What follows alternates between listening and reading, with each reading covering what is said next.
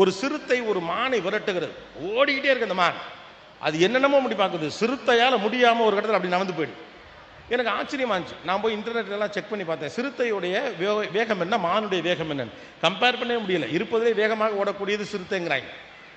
சிறுத்தை என்பது மிக வேகமாக ஓடக்கூடிய விலங்கு. அதோடு ஒப்பிடுகிற போது மானால் அந்த அளவுக்கு வேகமாக ஓட முடியாது. மானாலும் வேகமாக ஓட முடியும் என்றாலும் கூட சிறுத்தை அளவுக்கு ஓட முடியாது. ஆனாலும் சிறுத்தையில இருந்து மான் எப்படி தப்பிக்கிறது யோசிச்சு பாருங்க. ஒரு கட்டத்துக்கு மேலே ஓடிட்டு டக்குன்னு அப்படியே லெஃப்ட் எடுத்து ரைட் வாங்கி அது பாட்டுக்கு இண்டிகேட்டர் போட்டு போயிடுது சிறுத்தை. ஏன் இது போயிடுச்சு? ஆழமா உட்காந்து யோசிச்சு பார்த்தீங்கன்னா ஒன்னே ஒன்று தான், சிறுத்தைக்கு இந்த மான் இல்லைன்னா இன்னொரு மான் இருக்கு, ஆப்ஷன் இருக்கு. மானுக்கு ஒரே ஆப்ஷன் தான், தப்பிச்சே ஆகணுங்கிற option. when there is no option that you will survive. மானுக்கு ஆப்ஷனே கிடையாது, போனா போனதுதான். இன்னொரு உயிர் எக்ஸ்ட்ரா உயிர்லாம் குளோனிங்லாம் எல்லாம் வச்சு அங்கே இன்னொன்னுலாம் இல்லை, நான் ஒத்த ஆள் தான், தப்பிச்சே ஆகணும். ஆனால் சிறுத்தை மனசில் என்னன்னா எதுக்குடா ஓடி களைச்சிக்கிட்டு டயர்டாக இருக்கு, இல்லைன்னா அதுக்கிட்ட இன்னொரு மான் இருக்குது, அந்த மான் இல்லைன்னா இந்த மான், இந்த மான் இந்த சொந்த மான் அப்படின்னு இன்னொரு மானை பிடிச்சிட்டு போகலாம். It's an option. ஆனால் இலக்கை நோக்கி ஓடுகிற போது ஆப்ஷன்லாம் திங்க் பண்ண பழகுது. இலக்கை நோக்கி ஓடுறப்பெல்லாம் நம்ம டயர்டாகிறதுக்கான ரீசன் என்னன்னா நம்ம மைண்டில் இன்னொரு ஆப்ஷன் வரும், இதை தொங்குறதுக்கு அதை பிடிச்சி தொங்கலாயா, இதை பண்ணுறதுக்கு அதை பிடிச்சி பண்ணலாம். நோ, இதுதான் இலக்கு என்று நீங்கள் தீர்மானித்து விட்டால் அதை நோக்கி போங்க. அதில் நீங்கள் தோல்வி அடைகிற போது இலக்கை கைவிடாதீர்கள், செயல்முறையை மாற்றுங்கள், அவ்வளவுதான். When you are trying to reach some destination, if it is not working out, change the approach towards the destination, but not the destination.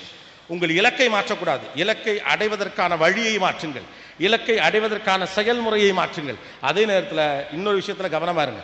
நடக்கவே நடக்காத ஒரு விஷயத்தை பிடிச்சி தொங்கிக்கிட்டே இருக்காதீங்க. இது நடக்கவே நடக்காதுன்னா விட்டுட்டு போங்க. ஈகோவெல்லாம் இருக்கவே கூடாது. தேவையில்லாமல் ஒரு விஷயத்தை பிடிச்சிட்டு அது விடாமுயற்சி நீங்களே பேரெல்லாம் வச்சுக்கிட்டு இருக்கக்கூடாது.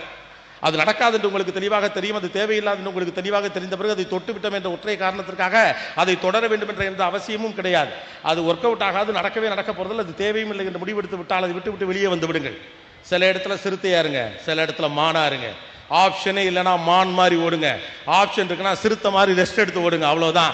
சிறுத்தையாக இருக்க வேண்டிய இடத்துல சிறுத்தையாக இருங்கள், மானாக இருக்க வேண்டிய இடத்துல மானாக இருங்க. அதனால life is of a purpose. ஒரு கதை ஒன்று சொல்லுவாங்க, ஆப்பிரிக்கா காட்டில் காலை ஒரு சிங்கம் எழுந்திருக்கிறது ஒரு மானை வேட்டையாட. ஆப்பிரிக்க காட்டில் காலை ஒரு சிங்கம் எழுந்திருக்கிறது ஒரு மானை வேட்டையாட. அதோட பர்பஸ் அவ்வளவுதான்.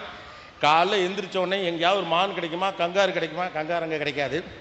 ஒரு மான் கிடைக்குமா, இல்லை ஒரு சின்னதாக ஏதாவது விலங்கு கிடைக்குமா, அக்கார்டிங் டு த பசி அது ஒன்று தேடும்.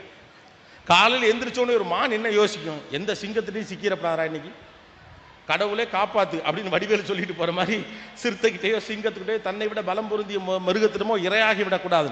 Everybody have a purpose. ஆனா ஒன்று இருக்கு, பசிக்கு துரத்துறவனை விட உசுருக்காக ஓடுறவன் ஓட்டம் தான் வேகம். பசிக்கு துரத்துறவனை விட உசுருக்காக ஓடுறவன் ஓட்டம் தான் வேகம். ஆம்பிஷன் அப்படி இருக்கணும், ஆம்பிஷன் அப்படி இருக்கணும், நீட்னா பாயணும். பிள்ளைங்களுக்கு அந்த ஸ்பேஸை பில்ட் பண்ணி கொடுங்க. அதுக்காக வெறி பிடிச்சதனமா அதான் சொல்ல, இதில் ஒரு பேலன்ஸும் இருக்கணும். சில நேரங்களில் இது மாதிரி ஊக்குவிப்பு பேச்சுக்களை சொல்லல வெறிபிடித்தனமா வீட்டில் போய் மொங்கு மொங்குன்னு குத்துறாங்க. கோபி என்ன சொன்னாரு, நீ உடனடியாக செய்து விடு அப்படின்னு. ஏன்னா உலகத்தில் ஈஸி உத்தரவு போடுறது தான் இல்லையா.